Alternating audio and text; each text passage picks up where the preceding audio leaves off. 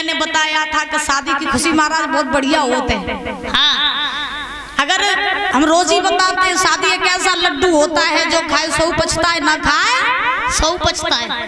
जिनके ब्याह हो जाते कुन्ना में बैठ कर रोते महाराज, और जिनके ब्याह नहीं होते भगवान से काते ही रात के कहूं से ब्याह तो हो ही जाता। हाँ, और हमने बताया भी था कि जो लोग ब्याह ना होवे तो लोग जिंदगी ऐसो आराम की है। आजाद पंछी बने आकाश में चेकों घूमो, चाहे जितो कमाओ चाहे जितो गवाओ, और ब्याह कर ले उसे महाराज खूटा तो बंद ही जात, और फिर पत्नी जितो कहे उतने चलो, पत्नी जो कहे सोई करो। और अगर पत्नी के खिलाफ जाओगे तो रोटी मिलेगी ना, और जब कहूं से रिश्ता आता तो फिर देखो पेट में लड़ुई लड़ुआ फूटा था। हाँ, तो ध्यान रखना, आज ससुराल ने जब वो पत्र पढ़ा तो ससुराल की खुशी का ठिकाना नहीं रहा। महाराज ससुराल आज भागा है, और भागते भागते भागते भागते ये ससुराल जो पहुंचा अपनी भाभी के पास। मैया जब ससुराल पहुंचो अपनी भाभी के पास में तो अब जोर से आवाज लगाई, भाभी। भाभी भीतर से निकल के आई, हालला बताओ, बड़े खुश नजर आ रहे हो, क्या बात है? ससुराल बोलो, भाभी देरी न करो, हमें दूल्हा बनाओ। भाभी बोली, दूल्हा बनाए? कहाँ की बिटिया है, कहाँ से पत्रा हो, कहाँ से लगन आई, कछु तो बताओ। ससुराल कहने लगा, क्वेश्चन बहुत करती हो तुम, बिना प्रश्न किए चुपचाप दूल्हा हमें बनाओ। भाभी बोली, दूल्हा तुम्हें हम बना दिए, लेकिन जब तो बताओ बिटिया कहाँ की है, कैसी का है, हमें तो मालूम पड़ेगा तुम दूल्हा बन के जाए कौन रही हो, तो मुफ्त में ही तुम्हें दूल्हा बनाए दे। ससुराल कहने लगा, हम जा रहे हैं शादी करने। कहाँ जा रहे हो? जवाब दिया, हम जा रहे हैं कुंदनपुर में। कुंदनपुर में? बोले हाँ, क्या है वहाँ? बोले रुक्म की जो बहन है रुक्मणी, उन्हीं के संग में हम ब्याह करना जा रहे। तो भाभी ने जवाब दिया, लला तुम उनके संगे ब्याह करने जा रहे, तो तुम्हारी बहन की नंद भाई, और तुम्हारी बहन तुम्हारे लिए पूजनीय है, और फिर बहन की नंद तुम्हारे लिए कितनी पूजनीय होगी, ये रिश्ता नहीं हो सकता। मेरी बात तो मानो कि रुक्मणी के साथ शादी करने न जाओ। जब कहा कि न जाओ तो ससुराल बोलो, देखो भाभी दूल्हा बनाओ तो बनाओ, न बनाओ तो फिर हम और कोई व्यवस्था देखें, जल्दी बनाओ दूल्हा बनाओ। भाभी ने रोका, बेटा मान जाओ। ससुराल नहीं माना, अब इनका नहीं मान रहे हो तो चढ़ जाओ पटापट। हाँ, सो महाराज मंडप गड़वाया गया, चंदेली की सारी लड़कियां आई ससुराल को दूल्हा बनावे काजे। अब जैसे ही ससुराल दूल्हा बनवे काजे, दादा पटापे चढ़ो, सो पटापे से नीचे गिर पड़ो। लड़कियां सब हंसन लगी, बोले झुके सो दूल्हा है, अब गिरन लगो, बाद में झुका करे। आज बड़े बड़े अब सगुन होने लगे, हुआ पटक लगी मारी,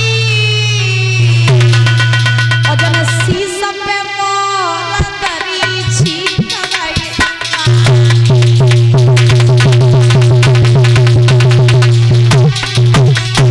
और भैया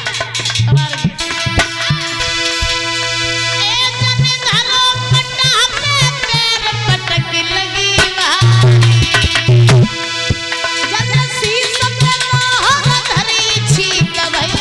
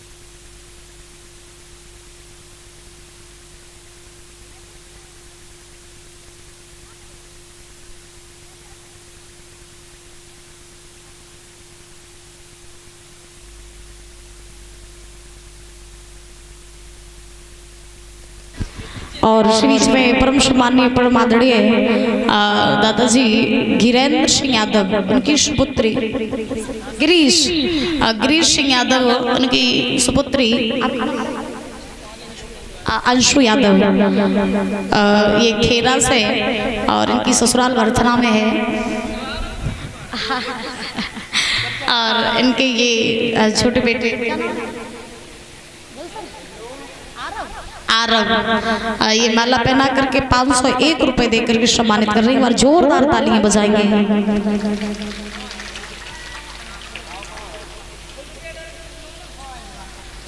भगवान से कामना करेंगे बच्चे की लंबी आयु होती रहे, माँ सरस्वती की दयादृष्टि बनी रहे और बड़े होकर के अपने माता पिता का नाम रोशन करता रहे, ये फूल सा चेहरा ऐसे ही खिलता रहे, यही भगवान से कामना ही आकांक्षा है। बोली भाग्य बिहारी लाल की, बोली राधा रानी सरकार की, जय जय श्री राधे श्याम।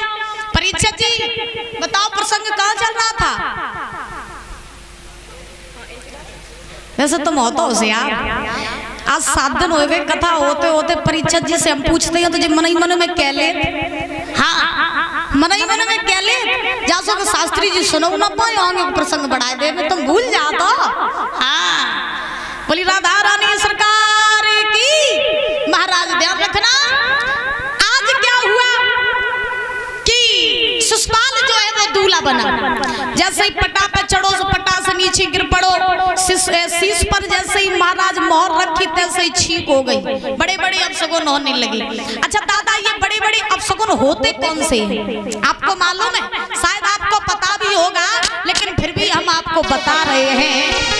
एक कवि कहते हैं, अरे केल चलत काऊ मार्ग में, भैया अरे केल चलत काऊ मार्ग में, और खाली गड़ा तो पड़े दिखाई।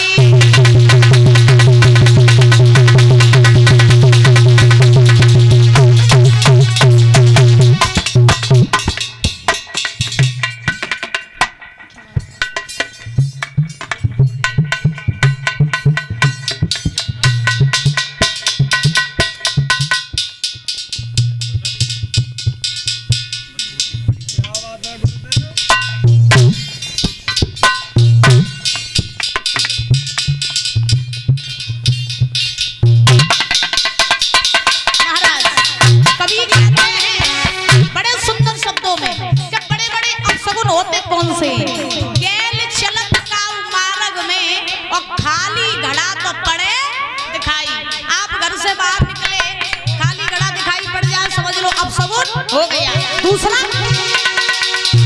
अरे पीछे लमड़ीदार मनोज दादा, अरे पीछे लमड़ीदार मिले, और रस्ता काटे पैरी बिलाई।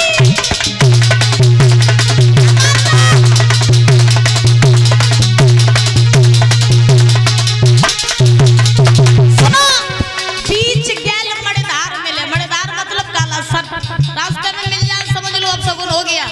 बिल्ली रास्ता काट जाए समझ लो अब सगुन हो गया। तीसरा, अरे जवई कुंवर घर से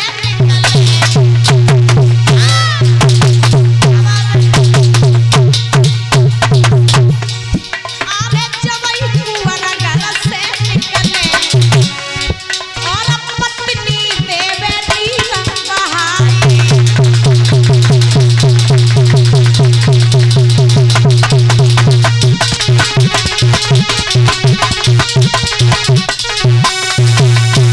जब ये कुंवर घर से निकले और पत्नी देवे नीर बहाई। याद रखो माताओं, मेरी बात सुनो बड़े ध्यान से। कहा जाता है कि आपका पति, आपका भाई, आपका बाप अगर कहीं घर से बाहर जा रहा है और आपने अगर रो दिया तो समझ लो ये अपशगुन होता है। इसलिए कहा जाता है कि घर से कोई भी जा रहा है तो उसे हंस के विदा करना चाहिए, ठीक है।